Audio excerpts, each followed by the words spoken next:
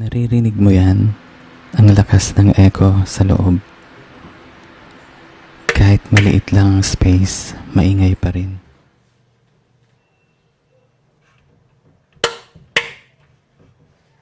Tara, lagyan natin ng acoustic foam panels.